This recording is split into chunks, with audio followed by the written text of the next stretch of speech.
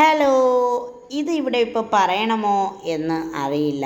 എല്ലാവരും പറയാറുണ്ട് സ്വന്തം സ്വകാര്യ കാര്യങ്ങളൊക്കെ വിളിച്ച് പറയുന്നത് എന്തിനാണ് എന്നൊക്കെ. ഓരോരുത്തർക്കും ഓരോ ഇഷ്ടങ്ങളല്ലേ. ഞാൻ എൻ്റെ കാര്യങ്ങളൊന്നും മറച്ചു വയ്ക്കാൻ ആഗ്രഹിക്കുന്ന ഒരാളല്ല.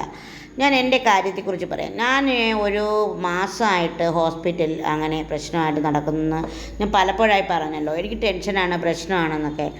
ഞാൻ കഴിഞ്ഞ കുറേ ദിവസങ്ങളായി എൻ്റെ ഏറ്റവും അടുത്ത ചില വീടുകളിലെ മരണം കഴിഞ്ഞതിന് ശേഷം എനിക്ക് ഭയങ്കരമായിട്ട് പ്രശ്നം, ഉറക്കമില്ലായ്മ, രാത്രി കരച്ചിൽ, ബഹളം, എണീറ്റിരിക്കൽ, അങ്ങനെയൊക്കെയുള്ള പ്രശ്നങ്ങൾ, വിയർപ്പ്, അങ്ങനെയൊക്കെ വന്നപ്പോൾ ഞാനൊന്ന് കൗൺസിൽ ചെയ്ത ആൾ പറഞ്ഞത്, കൗൺസിലർ പറഞ്ഞത്, ദീജ എന്നെ കേട്ടിട്ട് പറഞ്ഞത്, ദീജയ്ക്ക് ഒരു പ്രശ്നവും ഇല്ല ദീജ വളരെ ആക്റ്റീവാണ്. ദീജയുടെ പ്രശ്നം എന്താണെന്ന് ദീജയ്ക്ക് മനസ്സിലാവുന്നുണ്ട്.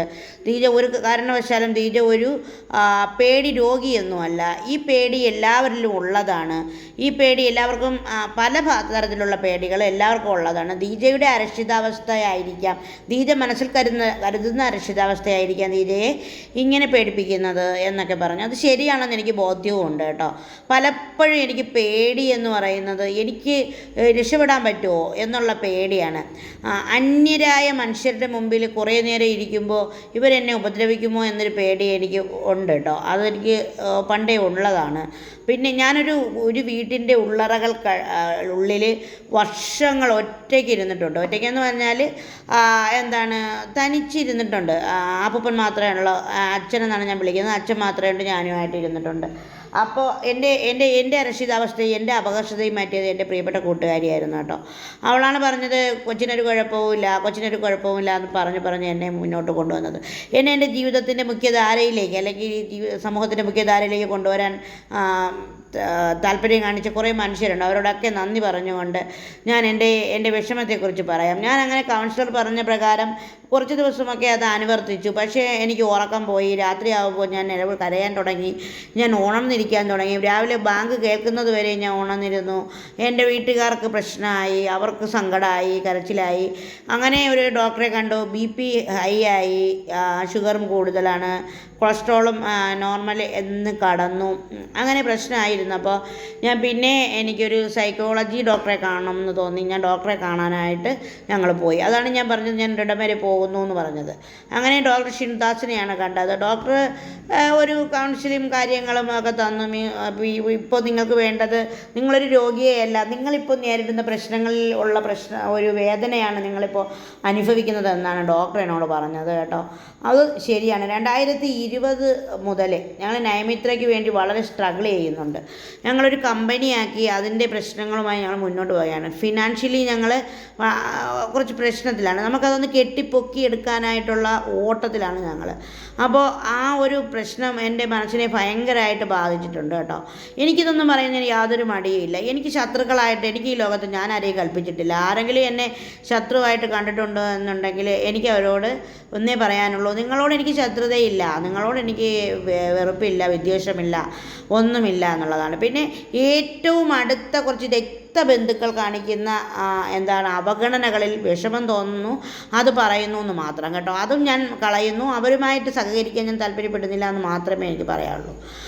അത്ര മാത്രമേ എനിക്ക് പറയാനുള്ളൂ. എനിക്ക് ആരോടും ശത്രുതയില്ല, എനിക്ക് ആരോടും പകയില്ല, വെറുപ്പില്ല. ഞാനൊരു പെർഫെക്റ്റ് വ്യക്തിയാണെന്നുള്ള ഒരു വിശ്വാസവും എനിക്കില്ല കേട്ടോ. എങ്കിലും ഞാൻ ആരെക്കുറിച്ച് അപവാദവുമോ ഒന്നും ഞാൻ പറയാറില്ല. ഞാനത് എപ്പോഴും പറയാറുള്ളതാണ്. ഞാനൊരു അഹങ്കാരിയല്ല എന്ന് എനിക്ക് നല്ല ബോധ്യമുണ്ട് കേട്ടോ. പിന്നെ എൻ്റെ പ്രശ്നങ്ങളായിരിക്കും എനിക്ക് വിശ്വാസമില്ലാതിരിക്കുന്നത്. അങ്ങനെ പിന്നെ ഞാൻ എന്ത് ചെയ്തു, ഞാൻ എൻ്റെ ഫിസിഷ്യനെ കണ്ടു.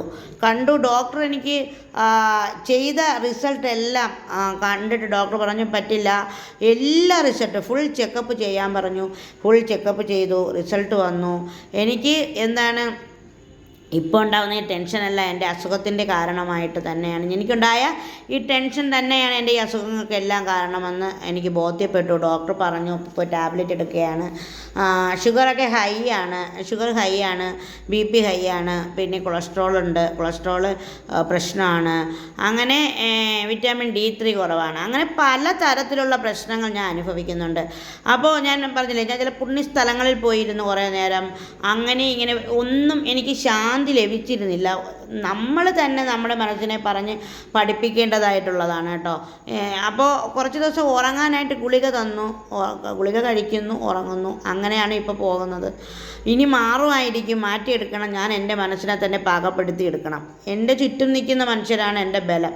അവർക്കൊന്നും വരരുതേ എന്നുള്ളതാണ് എൻ്റെ ഏറ്റവും വലിയ പ്രാർത്ഥന. എനിക്കെന്തോ വന്നോട്ടെ, എനിക്ക് പ്രശ്നമില്ല എന്നുള്ളതാണ്. അതെൻ്റെ സ്വാർത്ഥതയായിരിക്കാം. പക്ഷേ എൻ്റെ ഒരു ധാരണയെന്ന് പറയുന്നത്, ഞാൻ എല്ലാവരും നഷ്ടപ്പെട്ട് ഞാൻ നിൽക്കേണ്ടി വരും, അപ്പോൾ എന്നെ എല്ലാവരും എന്താണ് ഉപേക്ഷിച്ച് കളയും എന്നൊക്കെ ഉള്ള ഉള്ളിലൊരു ഒരു വിഷമം എനിക്ക് എപ്പോഴും ഉണ്ട് കേട്ടോ. എൻ്റെ സ്നേഹം, എനിക്ക് സ്നേഹം തരുന്ന എൻ്റെ മനുഷ്യരെ എനിക്ക് വേണം എന്നുള്ളതാണ് കേട്ടോ. അപ്പോൾ ഞാൻ അവരോടൊപ്പം ചേർന്നിരിക്കാൻ ആഗ്രഹിക്കുന്നു. അവരുടെ ആയുസ്സിനും ആരോഗ്യത്തിനും വേണ്ടി പ്രാർത്ഥിക്കുന്നു. നിങ്ങളൊക്കെ ഈ വിഷമങ്ങൾ കണ്ട്, നിങ്ങളുടെ ഉള്ളിലൊരു വിഷമം ഉണ്ടെങ്കിൽ നിങ്ങൾ തന്നെ വിചാരിച്ചത് മാറ്റിയെടുക്കണം കേട്ടോ. പിന്നെ ഇഷ്ടമുള്ള സ്ഥലങ്ങളിൽ പോകുക, ഇഷ്ടമുള്ള ഫുഡ് കഴിക്കുക, ഇഷ്ടമുള്ള ആൾക്കാരോടൊപ്പം ഇരിക്കുക, ഇഷ്ടമുള്ള ആൾക്കാരെ ഹഗ് ചെയ്യുക, ഇഷ്ടമുള്ള ആൾക്കാരോട് സ്നേഹം പ്രകടിപ്പിക്കുക. അതെല്ലാം നല്ല കാര്യമാണ്. എന്നെ കാക്കച്ചി എല്ലാ സ്ഥലങ്ങളിലും കൊണ്ടുപോകാൻ സന്നദ്ധനാണ്. എൻ്റെ ചേച്ചി, എൻ്റെ കാക്കച്ചിയും കൂടെ എന്നെ വണ്ടിയിൽ കയറാൻ സഹായിക്കും. അവരെൻ്റെ കൂടെ വരും. അങ്ങനെയൊക്കെ ഞാൻ വളരെ അങ്ങനെ ഒരു തരത്തിൽ ഞാൻ ഹാപ്പിയാണ്. അവർക്കൊന്നും അസുഖങ്ങളൊന്നും വരില്ല എന്ന പ്രാർത്ഥനയാണ്. ഇതാണ് ഡോക്ടറുടെ വീട്, പരവൂരാണ്. അങ്ങനെ ഞാൻ അവിടെയാണ് പോയത്. അവിടെ പോയി അതിനുശേഷം ഞാൻ എൻ്റെ ഫിസിഷ്യനെ കിളിമാനൂർ തന്നെയുള്ള ഡോക്ടറെയാണ് കാണുന്നത്. അപ്പോൾ ഡോക്ടർ തന്ന മരുന്നുകളെല്ലാം ഞാൻ കഴിക്കുന്നുണ്ട്. അപ്പോൾ നിങ്ങളെല്ലാവരും എനിക്ക് വേണ്ടി പ്രാർത്ഥിക്കണം. എൻ്റെ മനസ്സ് കൂടുതൽ സ്ട്രോങ് ആവാൻ വേണ്ടി പ്രാർത്ഥിക്കണം. ഞാൻ പ്രാർത്ഥനയിൽ വിശ്വസിക്കുന്ന ഒരാളാണ് കേട്ടോ. ഇഷ്ടപ്പെട്ട ഇടങ്ങളിലൊക്കെ പോയി ഫുഡ് കഴിക്കുക എന്ന് പറഞ്ഞാൽ എൻ്റെ കാക്കച്ചി നാട്ടിൽസ് കൊണ്ടുപോയി എനിക്ക് ഫുഡ് വാങ്ങി തന്നത് കേട്ടോ. ഇനിയും യാത്രകൾ പോകണമെന്ന് ഞാൻ ആഗ്രഹിക്കുന്നു. കഴിവതും പോകും. നമ്മൾ പറഞ്ഞല്ലോ, ഫിനാൻഷ്യലി നമ്മൾ കുറച്ചധികം പ്രശ്നങ്ങളെല്ലാം ആയതുകൊണ്ട് യാത്രകൾക്ക് പരിമിതികളുണ്ട്. ഫിനാൻഷ്യലി മാത്രമല്ല, ഈ വണ്ടിയിൽ കയറൽ എനിക്ക് ഭയങ്കര റിസ്ക്കാണ് കേട്ടോ. അപ്പോൾ തനിയെ നമുക്ക് വണ്ടിയിൽ കയറാൻ പറ്റാത്തതുകൊണ്ട് അത് റിസ്ക്കി ആണ്. അതുകൊണ്ടാണ് ഈ വണ്ടിയിലിരുന്നു കൊണ്ടുള്ള ഈ വീഡിയോകൾ ഞാൻ ഇടുന്നത്. നിങ്ങളത് കണ്ട് എന്നോടൊപ്പം ചേർന്ന് നിൽക്കണം കേട്ടോ. അപ്പോൾ ഇതുപോലുള്ള പ്രശ്നങ്ങളുള്ളവർ തീർച്ചയായിട്ടും അവരുടെ മനസ്സിനെ അവർ തന്നെ സന്തോഷം കണ്ടെത്തുക. എല്ലാവരും ഒരുമിച്ച് നിൽക്കുക. ഫാമിലിയാണ് നമ്മളെ മുന്നോട്ട് നയിക്കുന്നത്. നമ്മുടെ ഫാമിലി നമ്മളോടൊപ്പം ഉണ്ടെങ്കിൽ നമുക്ക് ഏത് കടമ്പയും കടക്കാൻ പറ്റും എന്ന വിശ്വാസത്തോടുകൂടി, ഒരുപാട് സ്നേഹത്തോടെ, ഒത്തിരി ഇഷ്ടത്തോടെ എൻ്റെ വിഷമം ഞാൻ നിങ്ങളോട് പറയുമ്പോൾ നിങ്ങൾ എൻ്റെ കൂടെ ഉണ്ടാകുമെന്ന വിശ്വാസമാണ് എനിക്ക് ഏറ്റവും സ്ട്രോങ് ആയിട്ട് നിൽക്കുന്നത്. ഒരുപാട് ഇഷ്ടത്തോടെ, സ്വന്തം ദീജ.